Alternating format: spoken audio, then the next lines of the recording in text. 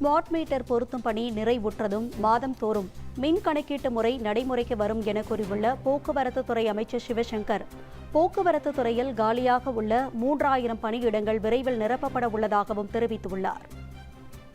கடந்த மாதம் சென்னையிலே மாண்புமிகு துணை முதலமைச்சர் மரியாதைக்குரிய உதயநிதி ஸ்டாலின் அவர்களால் பள்ளிகளுக்கென்று பிரத்யேகமாக இந்த நடைகள் துவங்கப்பட்டது.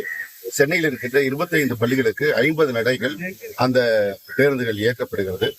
அதற்கு பிறகு இன்றைக்கு தமிழகம் முழுவதற்குமான இந்த திட்டத்தை விரிவாக்குகின்ற வகையில் மாண்புமிகு பள்ளிக்கல்வித்துறை அமைச்சர் அவர்கள் அவருடைய தொகுதியான திருவொருமூரிலே இந்த திட்டத்தை துவங்கி வைக்கிறார்கள். அதில் அண்ணா நகரில் இருந்து முக்குளத்தூர் பள்ளிக்கு செல்கின்ற மாணவர்கள் அந்த பள்ளிக்கு அவர்கள் மாத்திரம் பயணிக்கின்ற வகையில் இன்றைக்கு இந்த பேருந்து நடை ஏற்பாடு செய்யப்படுகிறது. மாதம் ஒரு முறை மின் கணக்கீட்டு முறை எப்போ வரும்? அது ஏற்கனவே நான் சொல்லிருக்கேன். ஸ்மார்ட் மீட்டர் நடைமுறைக்கு வருகின்ற பொழுது அந்த திட்டம் அமல்படுத்தப்படும்.